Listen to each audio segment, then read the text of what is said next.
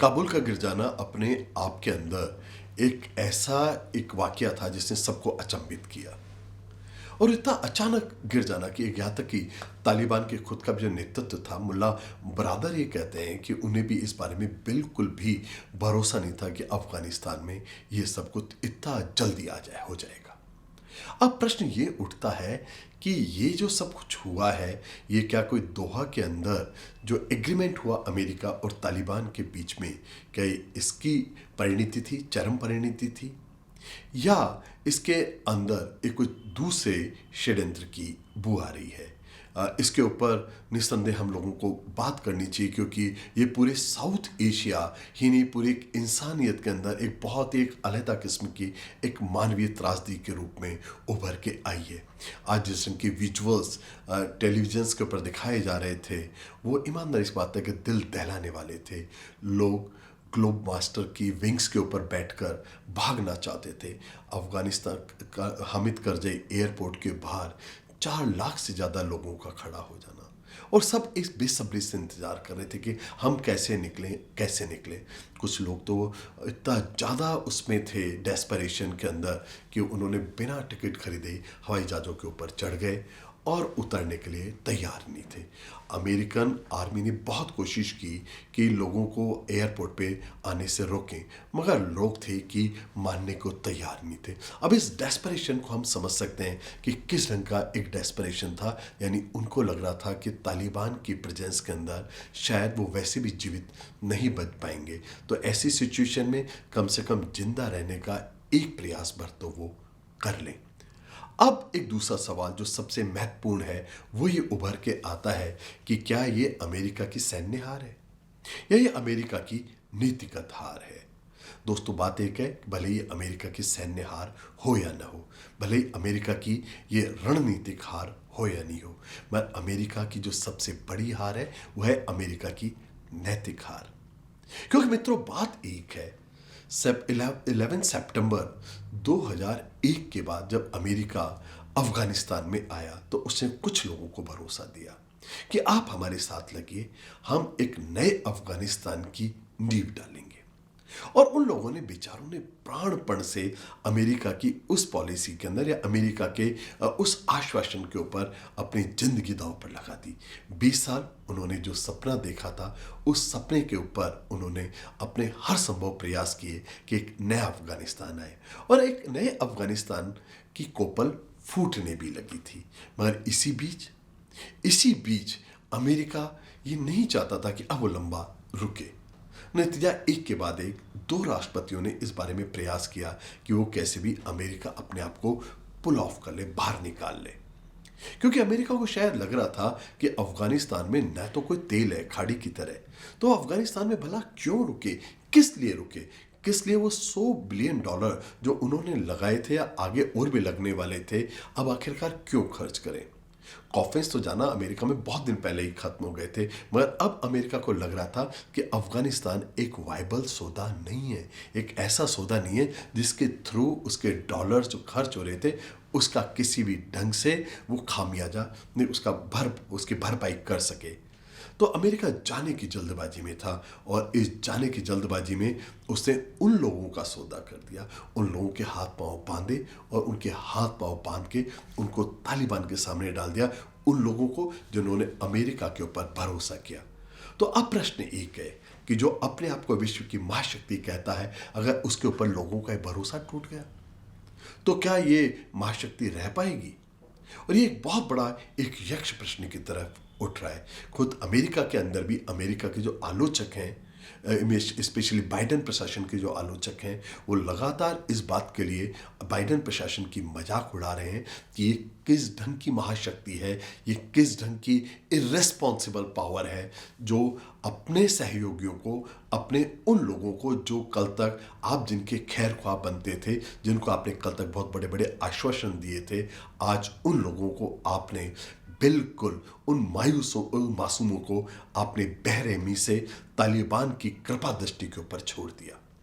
तो इससे अमेरिका की सबसे बड़ी बात है कि America as a super power, America की जो ट्रस्टवर्दीनेस है, अमेरिका की जो विश्वसनीयता है, वो बहुत बुरी तरह क्वेश्चन मार्क हो गई है।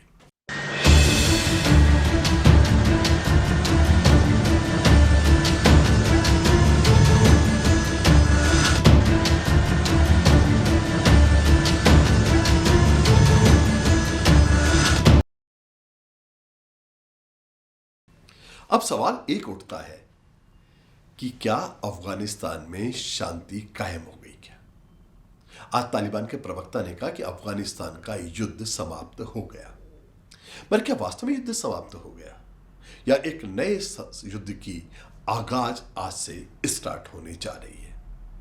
जहां तक सूत्रों का कहना है कि अफगानिस्तान के अंदर एक अलग ढंग की समस्या होने जा रही है।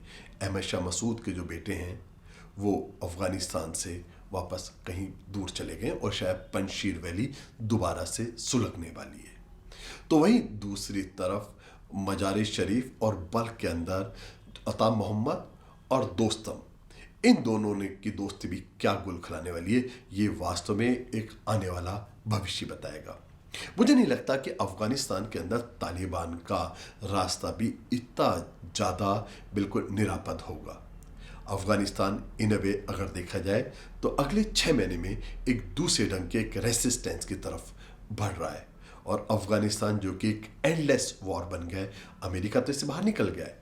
अमेरिका ने तो कर लिया कि भाई ठीक है, अमेरिकन जो डॉलर्स हैं वो तो अमेरिका ने बचा लिए, मगर अमेरिका की अफगानिस्तान की जो डेस्टिनी है, मुझे लगता है कि अगले एक दशक वो नए सिरे से एक नए ढंग के एक वॉर की तरफ अफगानिस्तान बढ़ रहा है।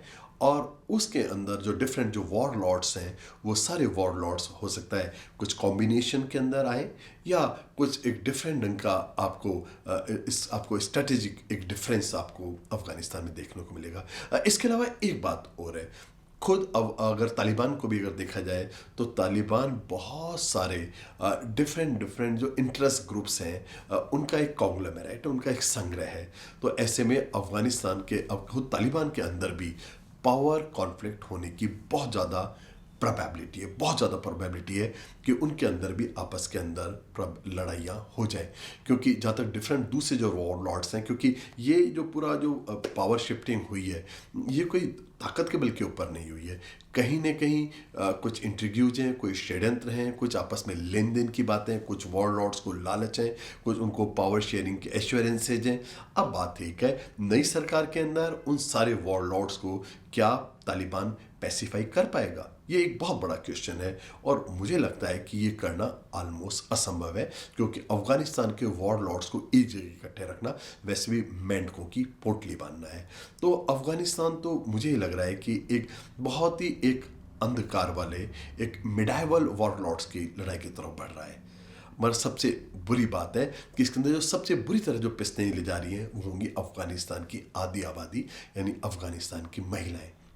पहले भी तालिबान इस मामले में बहुत ज़्यादा कुख्यात रहा है कि जिस ढंग का फीमेल्स के साथ उनका जो व्यवहार था वो बहुत ही ज़्यादा बुरा व्यवहार था। लोगों को अनएम्प्लॉयड कर दिया गया, लोगों को बुर्के में रहने के लिए मजबूर किया गया और अपने क्लोज रिलेटिव के साथ के अलावा आप बाहर भी नहीं निकल सकते थे। आज भी इस बात की रिपोर्ट थी कि कुछ महिलाओं को इसलिए गोली मार दी गई क्योंकि उन्होंने बुर्का नहीं पहना था, उन्होंने पर्दा नहीं किया था। तो ये सब अपने आप में एक बहुत ही अलग ढंग की एक मानवीय त्रासदी की तरफ अफगानिस्तान बढ़ रहा है, इसमें तो कोई दो राय नहीं। अब यह है कि ये जो बीच के अंदर तूफान से पहले आने वाली जो शांति आज जो कायम हुई है, ये कब तक शांति बनी रहती है, ये एक बहुत बड़ा एक यक्ष प्रश्न है।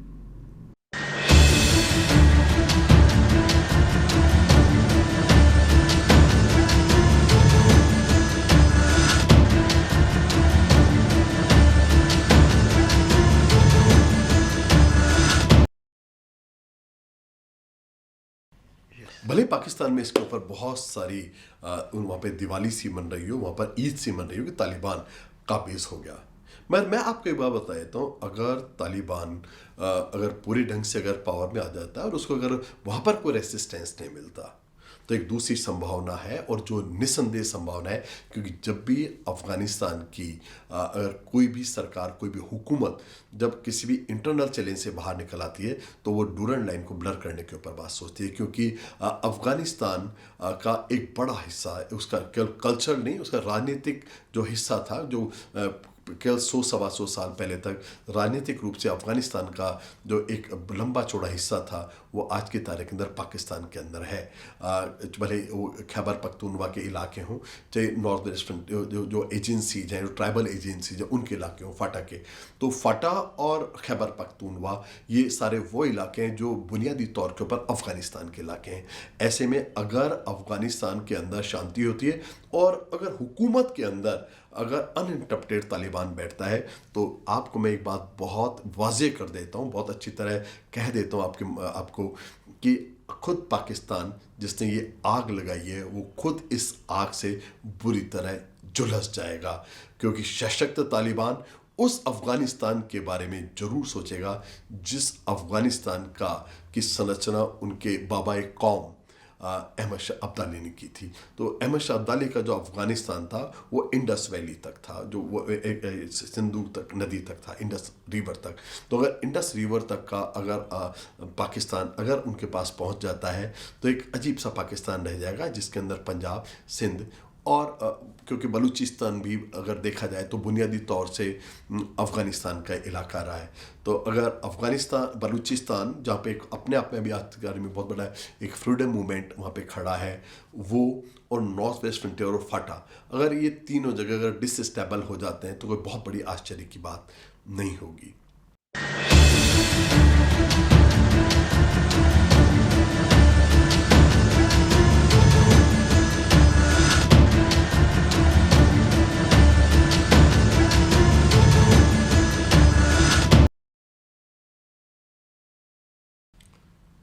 जहाँ तक साउथ एशिया का सवाल है, जनूबी एशिया का सवाल है, दक्षिण अपनी, तो वहाँ एक अलग ढंग का एक पावर पॉलिटिक्स इक्विलिब्रियम बनने की तरफ जा रहा है। कल तक जो अफ़गानिस्तान का जो हुकूमत थी वो भारत से कम काफ़ी उसके दोस्ताना ताल्लुकात थे। तालिबान के बारे में आज तक तो एक बहुत ही एक, या आप ये कह सकते हैं कि एवरीबडी नोज दिस सीक्रेट कि जो तालिबान है वो खुद आईएसआई की क्रिएशन है। पाकिस्तान की जो आईएसआई है एक कुख्यात जो उनकी एजेंसी है उसी की क्रिएशन है। अब ऐसे के अंदर जाहिर सी बात है पाकिस्तान चाहेगा कि तालिबान का इस्तेमाल और अफ़गानिस्तान का इस्तेमाल वो भारत के खिलाफ करने की कोशिश करे। वो एक दीगर बात है कि लगातार तालिबान के प्रवक्ता एक बात कहते रहे हैं कि अपनी हमारी ज़मीन को हम किसी भी विदेशी ताकत के खिलाफ इस्तेमाल नहीं होने देंगे, किसी भी दूसरे मुल्कों को। तो शायद वैसे तो उनका ये जो एश्योरेंस है, क्योंकि अमेरिकन जो फोर्सेस थी वो वहाँ पर केवल और केवल जो सितंबर 11 के अटैक्स के बाद आई थी, तो वो अमेरिका को एश्योर करना चाहते हैं। चाइना को भी उन्होंने एश्योर किया है, मगर मैं मानता हूँ उस एश्योरेंस के अंदर इंडिया के लिए भी हल्की सी सिल्वर लाइन आप ले सकते हैं। अब वो एक दीगर बात है कि आईएसआई कितना उनको इन्फ्लुएंस करती है इंडिया के खिलाफ इस्तेमाल करने का, क्योंकि अगर आपको याद हो नेपाल से एक जो एयर इंडिया की फ़्लाइट को हाईजैक करके कंधार ले जाया गया था, उस टाइम तालिबान का पूरा रुख भारत विरोधी था और उसके चलते हमारे उनसे संबंध और भी ज़्यादा ख़राब हो गए। मैं अजहर मसूद जैसे टेररिस्ट को हमें छोड़ना पड़ गया। मगर अब प्रश्न एक है कि कुछ लोग कहते हैं कि ये तालिबान का 2.0 वर्जन है। भले ही इसका 2.0 वर्जन हो, तालिबान भारत के लिए एक बहुत ही एक प्रिकॉशनरी स्टेप्स लेने का वक्त है। बहुत ही संभल के एक एक स्टेप्स को संभल के ले, क्योंकि भारत का अभी तक अफ़गानिस्तान के अंदर जो भी रोल था एक कंस्ट्रक्टिव रोल था, एजुकेशन में रोल था, डैम्स बनाने में रोल था, उनकी पार्लियामेंट इंडिया ने बनाया और इसके कारण अफ़गानिस्तान के लोग भारत से बेतहाशा प्यार करते हैं, उतना ज़्यादा प्यार करते हैं कि जिसके बारे में मैं आपको शब्दों में वर्णन नहीं कर सकता। मगर अब प्रश्न है कि खुद अफ़गानिस्तान के वो आवाम जो हिंदुस्तान को प्यार करता है वो केवल 2% 2% बंदूकधारियों की बंधक बन गए हैं। वो अब आज की तारीख के अंदर वो खुद एक तरीके से अगर आप देखें तो वो किडनैप्ड हैं। केवल 2% उन लोगों के पास किडनैप हैं जिनका जो बेसिक जो मनी का सोर्स था वो अफीम ट्रेड से आता था। तो ये अफीम के जो बहुत बड़े जो ट्रेडर्स थे और कुछ फंडामेंटलिस्ट लोगों का, उनका एक अलग ढंग का एक ऐसा एक सामंजस्य जिसका परिणाम तालिबान था। अब आज की तारीख के अंदर उस तालिबान का पूरा अफगानिस्तान बंधक है, तो जाहिर सी बात है उसके बहुत सारे रिपरकशंस तो होंगे ही होंगे।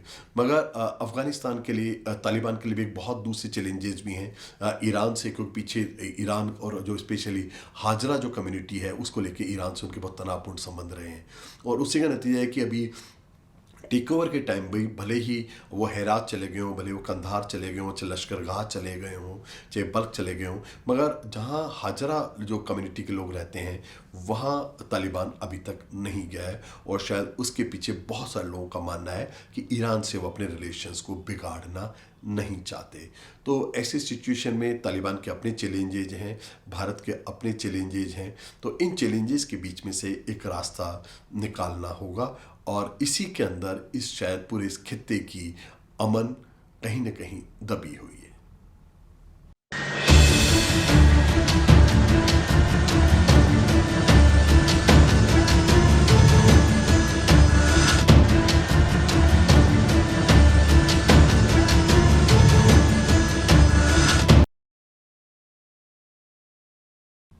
अब सवाल एक ये उठता है कि तालिबान के काबिज होने से भारत के लॉ एंड ऑर्डर पर क्या इम्पैक्ट पड़ने वाला है, स्पेशली कश्मीर के अगर पस मंजर में हम बात करें तो देखिए, पहली बात तो कि अगर आप पाकिस्तान और इंडिया की कश्मीर को लेकर कश्मकश देखें तो 1948 के अंदर ही कबायलियों को लेकर पाकिस्तान ने हिंदुस्तान के ऊपर एक हमला किया, कश्मीर को ग्रैब करने की, कश्मीर को स्नैच करने की कोशिश की, मगर पाकिस्तान को तब एक मुंह तोड़ जवाब मिला। 1965 के अंदर भी जो जिब्राल्टर फोर्सेज थी, जितनी भी जिब्राल्टर जो 8 फोर्सेज बनाई थी, भले वो तारिक फोर्स हो, चाहे वो नुसरत फोर्स हो, चाहे वो अब्दाली फोर्स हो, चाहे वो बाबर फोर्स हो, वो सारी फोर्सेज बेसिकली कुछ भी नहीं थी। वो केवल और केवल कबायली लोगों को लेकर वापस एक इन्फिल्ट्रेशन की योजना थी। इन द सेम मैनर अगर आप कारगिल की बात भी करें, वो एक अलग बात है कि उनमें रेगुलर्स भी थे, कारगिल के अंदर भी रेगुलर्स भी थे, नॉर्दर्न इन्फेंट्री के लोग भी थे और कुछ कबायली भी थे। तो पाकिस्तान 3 बार इस बारे में बहुत बुरी तरह शिकस्त खा चुका है कि जब वो कबायलियों को लेकर आता था।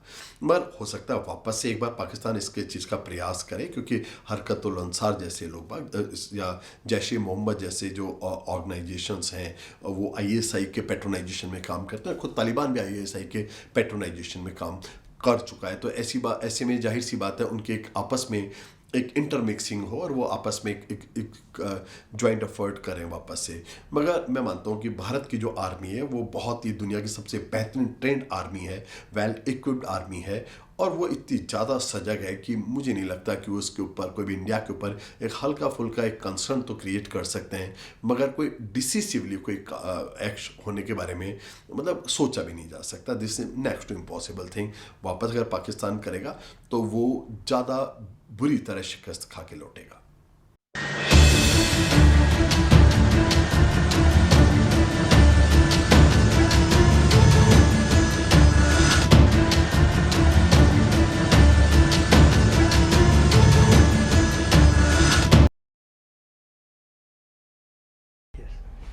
हालांकि खुद अफगानिस्तान के अंदर तालिबान के प्रवक्ता ने एक बात कही कि भारत के जो कंस्ट्रक्टिव जो प्रोजेक्ट्स हैं उसको वो बहुत ज़्यादा अप्रिशिएट करते हैं, उसकी बहुत तारीफ़ करते हैं। मगर बावजूद इसके कि वो इसकी तारीफ़ कर रहे हैं, भारत का जो $3 अरब का इन्वेस्टमेंट है वो कहीं ना कहीं तो क्वेश्चन है।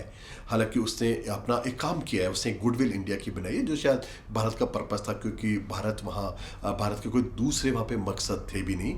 वहाँ केवल मकसद थे कि अफगानिस्तान के लोगों से हमारे दिल की एक नज़दीकियाँ बने। और भारत का जो $3 अरब का जो इन्वेस्टमेंट था वो अपनी एक तरीके से देखा जाए तो कीमत वसूल कर चुका है। मगर फिर भी चाबहार के थ्रू एक जो सेंट्रल एशिया है, वस्ती एशिया है, उसके लिए जो रास्ता निकालने की भारत की योजना थी कि चाबहार का एक पोर्ट डेवलप हो और अफगानिस्तान से अभी तक जो ट्रेड कराची पोर्ट से होता है उसकी जगह चाबहार से हो, ईरान से, और वहाँ से road and railway network Afghanistan से फिर उज्बेकिस्तान, ताजिकिस्तान, तुर्कमेनिस्तान होते हुए सेंट्रल एशिया तक भारत की एक एक राह बने, एक उसका एक डिफरेंट के इकोनॉमिक कॉरिडोर्स बने।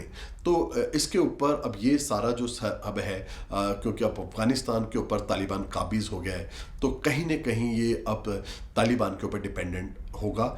और पाकिस्तान की इसमें बिल्कुल जाहिर सी बात है इच्छा होगी, क्योंकि अगर चाबहार वाला ये पूरा प्रोजेक्ट कामयाब हो जाता है और चाबहार के थ्रू अफगानिस्तान से अगर सेंट्रल एशिया की कनेक्टिविटी बनती है, तो पाकिस्तान और चाइना का जो सी पैक है वो इररिलेवेंट हो जाएगा, वो अप्रासंगिक हो जाएगा। तो ऐसे में पाकिस्तान और चाइना दोनों मिलके इस बात पे पूरी ताकत लगाएंगे कि तालिबान के माध्यम से वो चाबहार के इस महत्वाकांक्षी योजना को, जिससे अफगानिस्तान का भी कायाकल्प हो सकता था, मगर अफगानिस्तान की शायद चिंता तालिबान को उतनी नहीं है, तो ऐसी सिचुएशन में हो सकता है कि चाबहार की ये जो पूरी योजना है थोड़े दिन के लिए ठंडे बस्ते में चले जाए।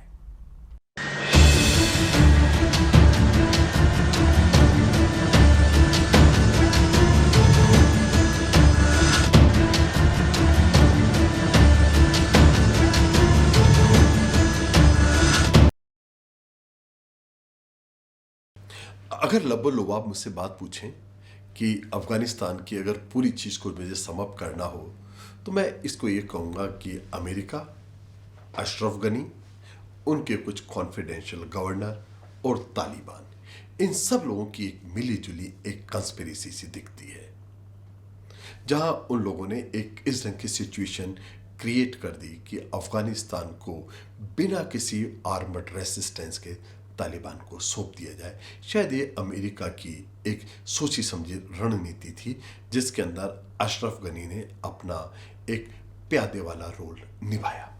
खुद अब्दुल्ला ने भी कल एक बात बोली है कि अफगानिस्तान की जनता ने ये ऊपर वाले के यहाँ तय होगा जो अशरफ गनी ने अफगानिस्तान के साथ किया। वहीं दूसरी ओर मैं ये बात बहुत यकीन के साथ मानता हूं कि अफगानिस्तान एक दूसरी लड़ाई की तरफ बढ़ रहा है। और तीसरी बात यह है कि भारत पर इसकी आंच आए या नहीं आए, अगर अफगानिस्तान के अंदर तालिबान काबिज होने में कामयाब हो जाता है, तो उस सिचुएशन के अंदर पाकिस्तान को एक अस्तित्व की चुनौती मिलने की तरफ जा रही है। हाँ, सबसे ज़्यादा जो सरप्राइजिंग बात है, सबसे ज़्यादा आश्चर्यजनक होने वाली बात है, वो है ओआईसी का नज़रिया, क्योंकि आज की तारीख के अंदर अफगानिस्तान की जनता एक मासूम जनता, जो कि खुद भी बेचारी वो भी मुसलमान है, मगर उनका जिस बेरहमी से खून बहाया गया, जिस ढंग से उनकी बेहुरमती की जा रही है, ऐसे में 56 मुस्लिम मुल्कों का चुप्पी साधना, ये अपने आप में एक सरप्राइजिंग बात है। जब इजराइल और गाज़ा के बीच के अंदर एक छोटा सा विवाद होता है, तो उस टाइम जो लोग सड़कों पे उतर आते हैं, जो रोहिंग्या के जमाने टाइम के ऊपर बर्मा के अंदर रोहिंग्या के साथ होता है, वो लोग जब सड़कों पे उतर आते हैं, तो इन 3 करोड़ लोगों के ऊपर जो अन्याय हो रहा है, ऐसे में आज की तारीख के अंदर एक भी वॉइस नहीं है। ये अपने आप में एक दुर्भाग्यपूर्ण बात है। जहाँ तक भारत की बात करें, तो भारत की भी कहीं न कहीं इसके अंदर एक विदेश नीति, एक कूटनीतिक फेल्योर इसमें स्पष्ट दिखाई दे रहा है कि भारत को ना तो दोहा के अंदर कभी रखा गया और न ट्राइका के अंदर रखा गया। भारत को केवल जब बैठाया भी गया, तो तब बैठाया गया जबकि नॉर्वे और जर्मनी जैसे जिनका अफगानिस्तान से कोई सीधा कोई ताल्लुक ही नहीं, उन मुल्कों को बैठाया गया। तो इसके अंदर मोदी सरकार की भी जो विदेश नीति है, वो कहीं ना कहीं फेल हुई है, क्योंकि अगर ऐसा नहीं होता, क्योंकि अफगानिस्तान के कंस्ट्रक्शन के अंदर जितनी गंभीरता से, जितनी शिद्दत के साथ हिंदुस्तान ने पार्टिसिपेट किया है, ऐसे के अंदर हिंदुस्तान निस्संदेह अफगानिस्तान के इस पूरे डायलॉग का एक इम्पॉर्टेंट पार्टनर होना चाहिए था। मगर इंडिया को जिस ढंग से दूध में मक्खी की तरह निकाला गया, वो कम से कम मोदी सरकार की विदेश नीति के ऊपर एक बहुत बड़ा क्वेश्चन चिन्ह मार्क लगाती है।